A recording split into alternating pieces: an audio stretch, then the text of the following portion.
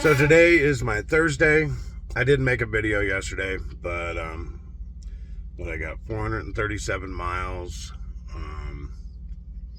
I made $420, and I noticed my ADP went up to 432. So I was pretty close to my ADP, not bad. So yesterday, what did I do yesterday? Look at my little tablet here, and I can tell you. So yesterday I did meat and produce. It's a reefer. Landed up going to Citrus Heights, North Highland, and Rockland. And this is the neighborhood market, Rockland. Not a lot of miles. Of course, I had drove to McCarran, so a lot of those miles, from the day before with a load of water. So a lot of those miles were going over to McCarran and then back to go do all that, and then back. I think I made it up to Nyack, up on Donner Pass. But pretty good day overall. But I mean, basically, you can see the theme here. For those of you that have been watching me, you've seen that I've gone up to Washington a lot, or up into Oregon, to a lot of empty miles. Far away from the DC, working out of other DCs. And this is how it works, Usually this is always how it works. There's like a theme. Like if you're headed to Hermiston first thing on your Monday morning, that's what you're going to do all week. You're going to be up north. I mean, it doesn't always hold true, but most of the time it does. And then you get it sent over to McCarran, so you're probably going to do groceries all week. It just, generally that's how it goes. So this week, I've had... I don't remember what I did at the beginning of the week, but here a few days ago, I had the other Rockland store, Roseville store. Those were, I think that was frozen dairy. Then I ended up doing a frozen dairy. Was it frozen dairy? Yeah, I think it was frozen dairy to the Sonora store, which is just one store, so that wasn't bad actually. So then I went and did some water out of Stockton on my way back as a backhaul. Ended up having to move the axles, or actually not the axles, the fifth wheel around a little bit on that one. It's a new truck. It was all the way back. I hadn't really messed with it, and basically I had to move it up a couple of notches to get everything to weigh out, which actually I'll probably explain more on how that works for those of you that haven't done that much on moving your fifth wheel plate and your axles on your trailer to balance the weight out. But maybe I'll get to that later today, and I'll show you how to do all that. So did a Citrus Heights. Yeah, yesterday was Citrus Heights, Highland. Yeah, I already told you that. Okay. So today, they got me on a dry grocery load, 2-stop delivery. So it's the Rockland, and this is the Rockland store, not the neighborhood market. And then over to Sacramento store. What do we call that store? Truxell. That's the road, Truxell. So we call it the Truxell store. So hopefully that'll just be a drop and a hook there, and then we'll see where we go from there. They could send me back over the mountain, but tomorrow's my go home. There's good chances I may just go to Red Bluff, but I may come back here and do some more. We'll see. They had a message that went out on the tablet in here saying that this next week was going to be a heavy week. They're asking for volunteers to work extra if you're able to. Usually they give a bonus with it, but this particular one, there's no bonus. I usually never bother with a bonus because if I don't work my 6th day, usually they don't want to give it to me. It's a bit confusing, more than I want to explain. But I can care less about the bonus. The bonus, I know it's usually like 150 or 200 and something. It just depends. But anyway, no bonus. Because Labor Day, I think it is, not Memorial, Labor, right? I think it's Labor Day weekend.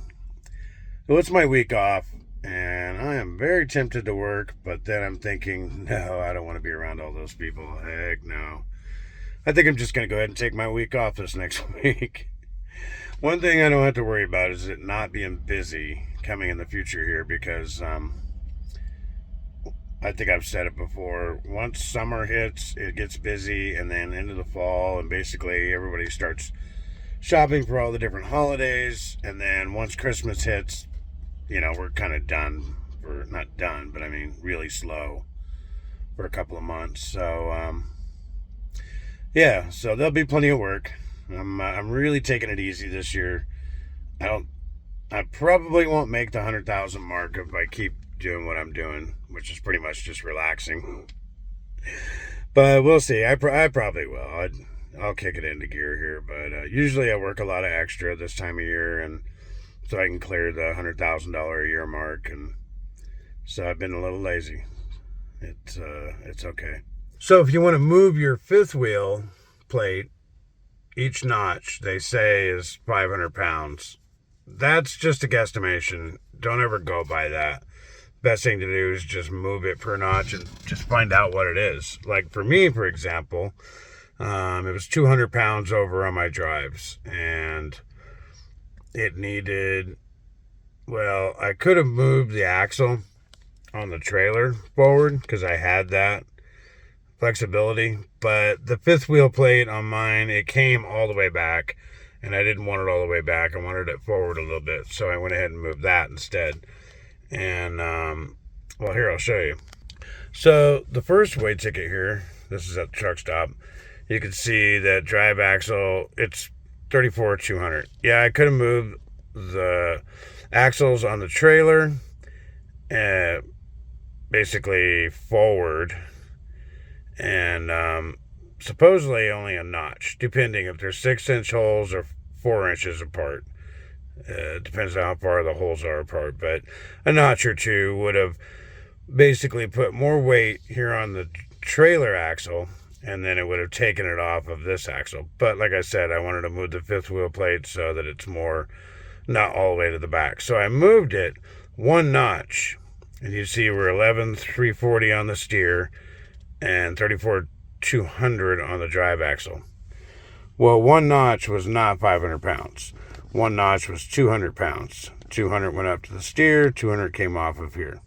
As far as 20 pounds go, I mean, I really don't see them bothering you with that in the scale, but it doesn't really matter, because whatever's on the drive axle, you burn fuel, and fuel is like, I think it's like, what, 7 or 8 pounds per gallon. Well, the scale was, 40 miles away, 50 miles away. So yeah, as you can see, it only just take a few gallons and you're already down on that, but I really don't think it's an issue. So moving your fifth wheel plate will transfer weight either from the drive axle to the steer axle, or vice versa. It won't do anything for your trailer axle. That will stay the same. Now, if you move the trailer axle around forward or backwards, then that will transfer weight to the drive, or vice versa. So if you move the tandems, or the axles, forward towards the front of the truck on the trailer, then that will put more weight on those, and it will take weight off of your drive. And then obviously the opposite would do the opposite. The thing about that is in California, you can only go so far back, and they have the bridge law, which is basically 10 feet from the middle of your back axle to the rear of the trailer. So you can only move it back so far, trying to transfer weight up to the drive axle, and then there's a limit you hit. And so hopefully that makes sense. Like I said, 20 pounds is really not an issue.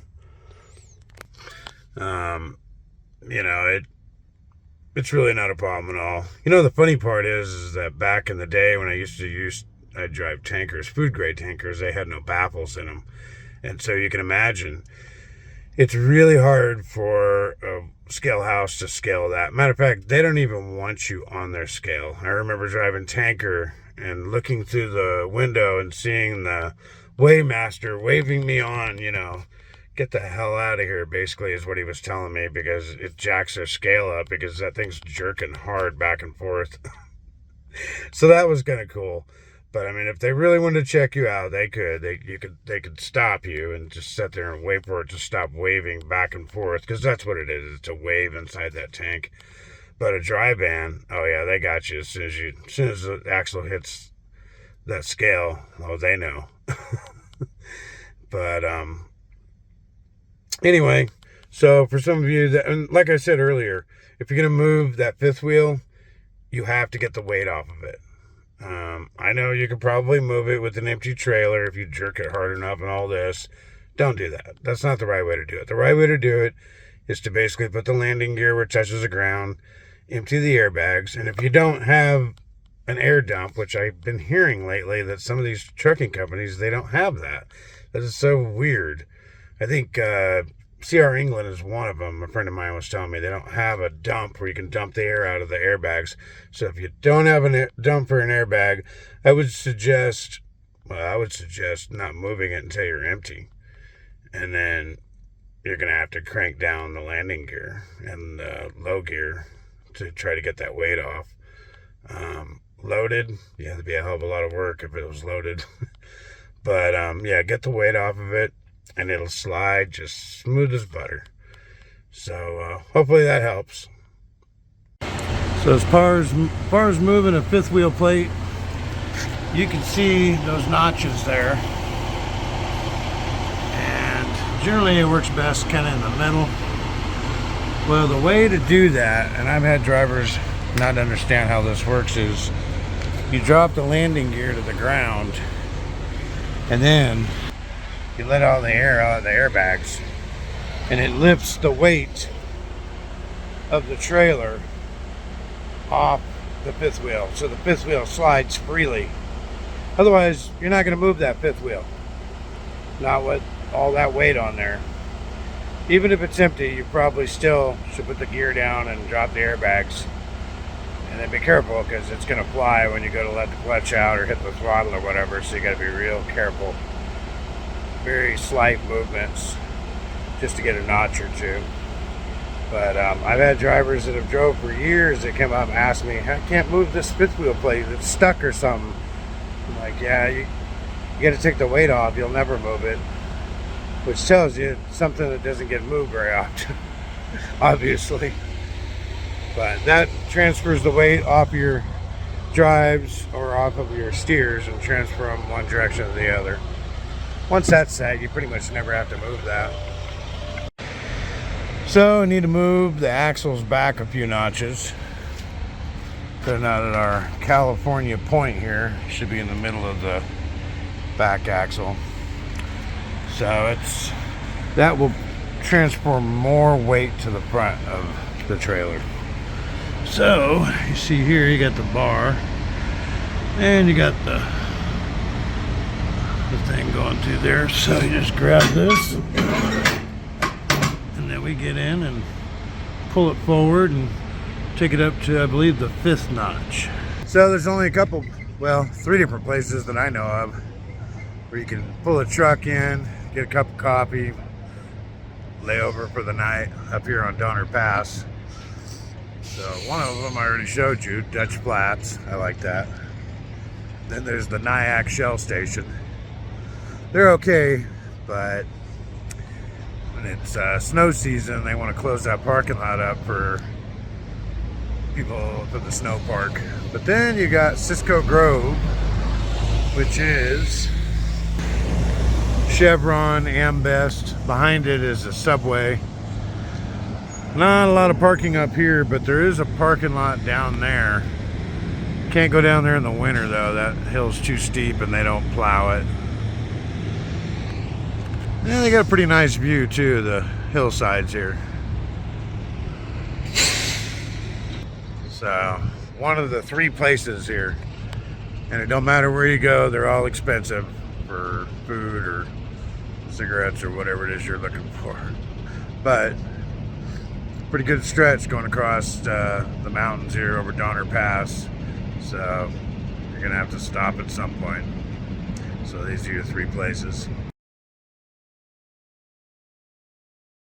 So when I talk about doing dry groceries, or they call it remix, this is what we're talking about here.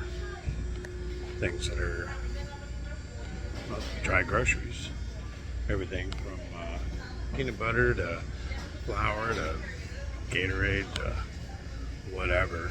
Things that don't need to be refrigerated. There's some high volume things like paper towels and what all that goes through these loads.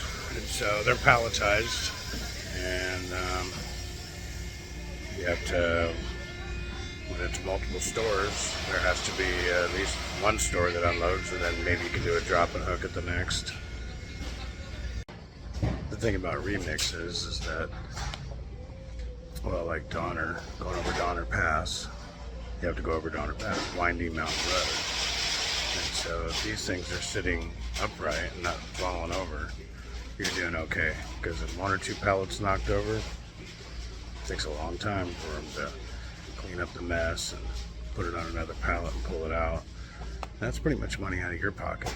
I mean, you try to do the best you can to drive it as straight as possible so that things don't knock over, but you know, sometimes it doesn't work out.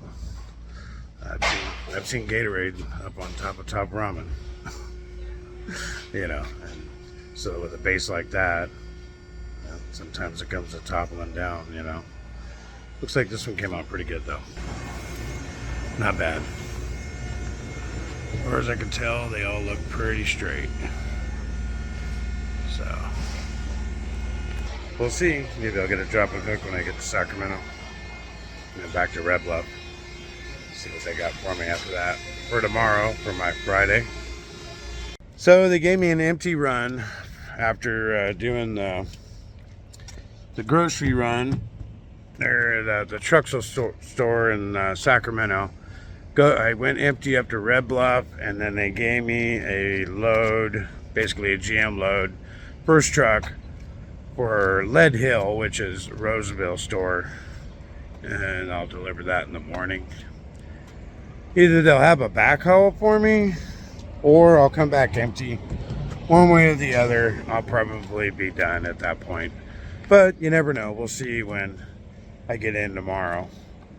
But so today I had 414 miles and ended up making $409. So a little bit short of my ADP, which seems to be my theme lately. My ADP is 432 right at the moment.